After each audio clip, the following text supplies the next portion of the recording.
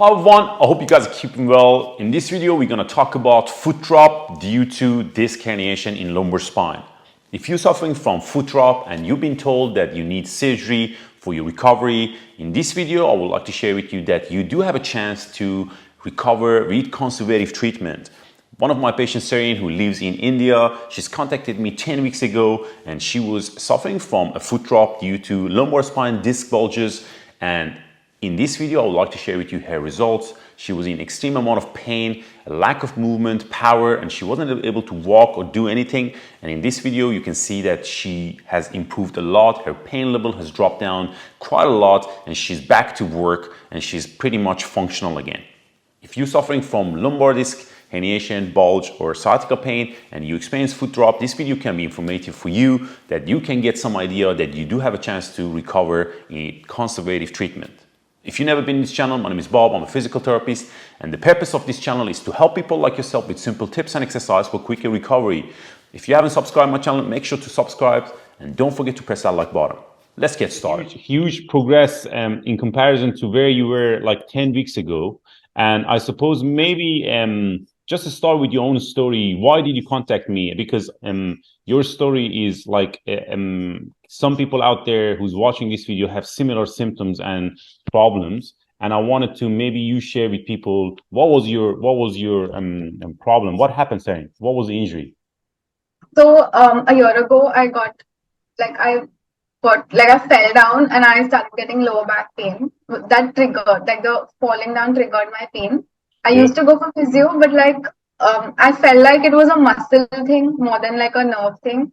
And this year, I got like a really bad pull, which from my lower back to my leg, and I couldn't even walk properly. So everyone, like the doctors and surgeons, they told me I need to get it operated, which is why I was looking for alternate solutions. And I came across your video on YouTube, where someone spoke about the same thing, about like getting tingling sensation down their leg. Yeah. So which is why I felt like I can contact you and get it done. Yeah. For sure. But when you got your MRI report, Sareen, and when you see the surgeon, what they told you about your injury, what was the injury? So it was a disc bulge, and they said that it was poking like a nerve, which went down to my right leg, which is why I was getting the tingling sensation, and my leg was numb because of it.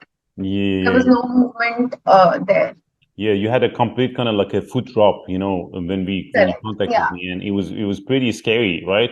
And what very scary. Yeah, and when you started your, I suppose, your investigation about what you can do, they basically didn't give you any kind of like alternative things. They said you need surgery.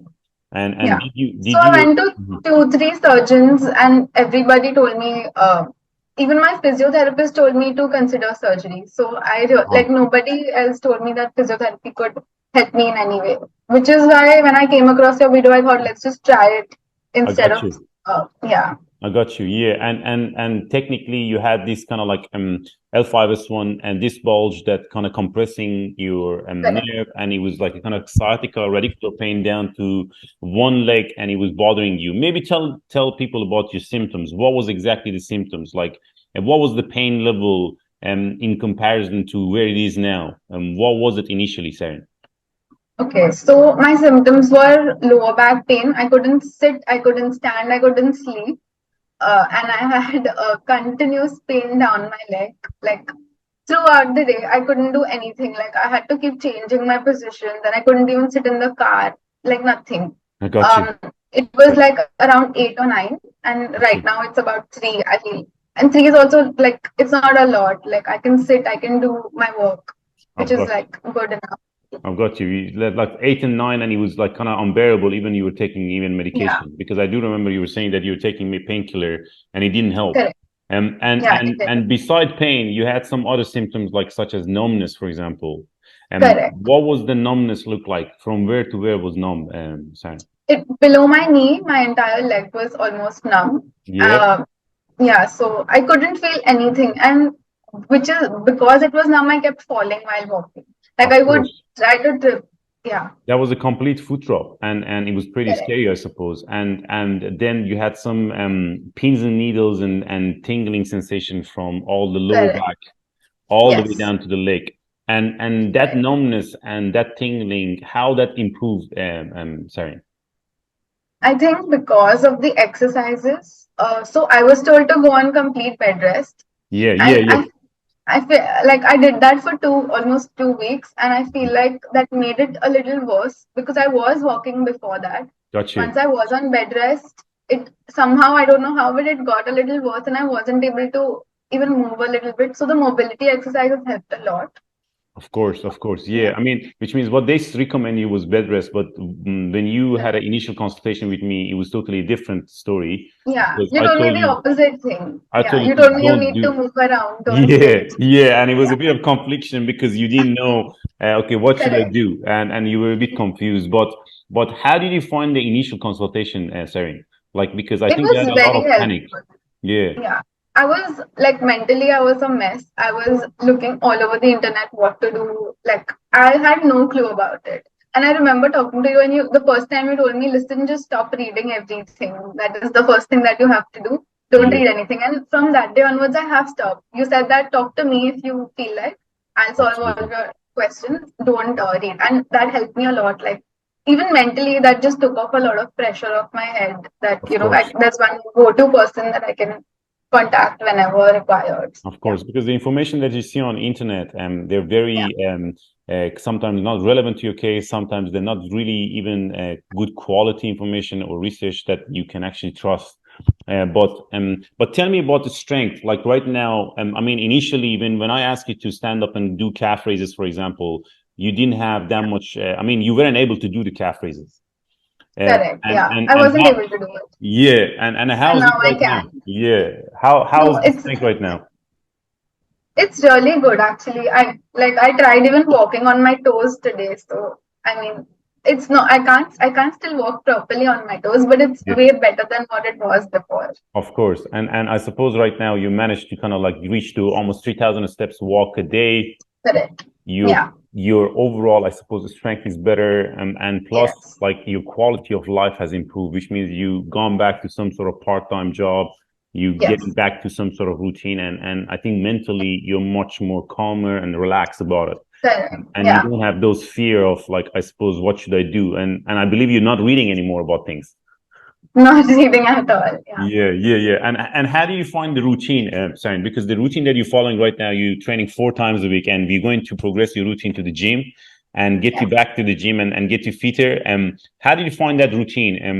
Like in terms of like what things that we do measure in that routine and the Excel sheet. So I Maybe. think it's Yeah. because it's customized. Like every time we meet, like on the Zoom call, you like alter it according to how I'm improving, which is why it's very helpful because then it's catered to my needs. It's very personalized, which is what I like about it. That, like if I tell you this is something that I'm not able to do, or this is too easy for me to do, and then you change it, which is why it's very helpful for me. Absolutely. The Yeah, Absolutely. And I suppose like sometimes while you're following this routine, because this is 10 weeks after your initial contact with us and with me, and maybe tell them like how much is important to be consistent with the routine, because you do have some downfall sometimes. You yeah, feel some sort of flare up here and there, and you get demotivated. But maybe just describe that is normal, because one yeah, thing that it's happened in many cases, people do get flare up for so many different reasons, and the key point is to keep carry on and keep going, and having a bit of structure. Do you think that helps? yes, a lot. So initially, when I spoke to you, you told me the first meeting only told me that a routine is very important and I need to follow it, even on the days when I don't feel like doing it. Yeah, So there have been a lot of times, especially in the last 4 weeks, that I've been feeling very like demotivated. demotivated. Yes, Yeah. So, but I still like I have that in the back of my mind that listen, I am improving, so I need to keep doing it, which is why I just push myself to do it. Like there hasn't. I think there's only been 1 or 2 days through like that I have not done a workout, which of is course. I feel that is the reason why I've improved a lot is because I've been consistent. That is so important, Sareen. I'm Yeah, really happy to hear that, because I believe, like, our body is adaptable and everybody has a chance to improve, and you don't want to give up without trying. You know what I mean? Which means correct. Yeah, we're not trying to claim that everybody is like can do magic and get better. You know what I mean? Some people need yeah, more time, and that's a reality that I have with my patient and experience that I'm gaining now, and I'm learning a lot from you guys. Is that not everybody recover the same way, but if you really trust the process and carry on, you can see progress. Sarah, is there anything correct. else that you'd like to share with people? Like, is there anything else that you find helpful in this routine that you think people can get the advantage by listening to you?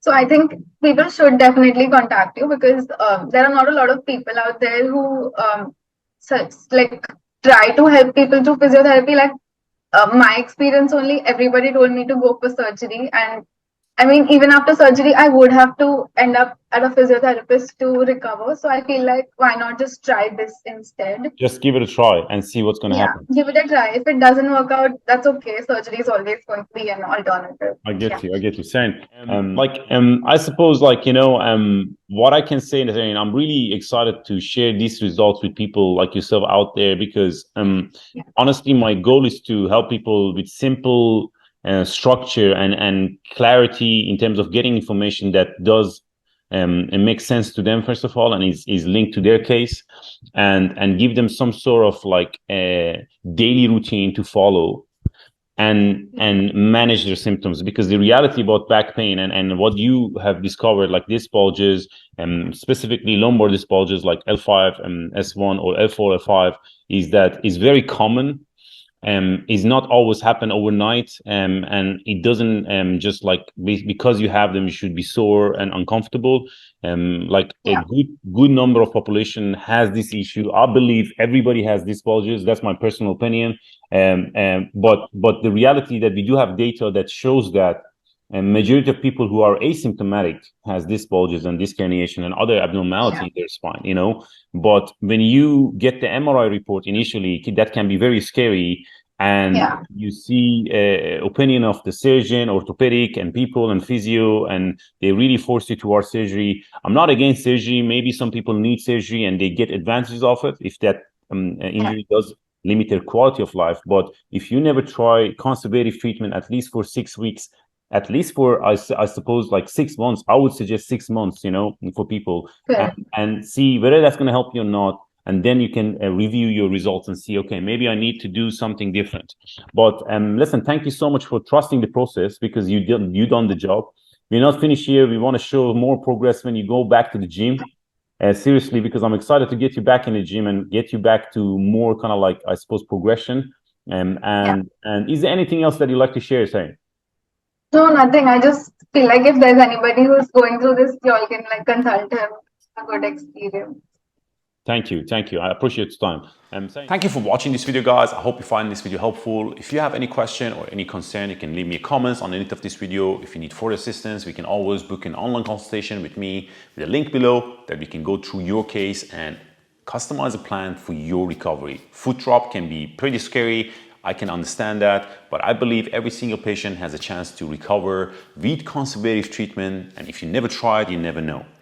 If you need further assistance, you can always contact me through my website. If you haven't subscribed my channel yet, make sure to subscribe, share this video with your friends and family who may need this information. Until next week, all the best.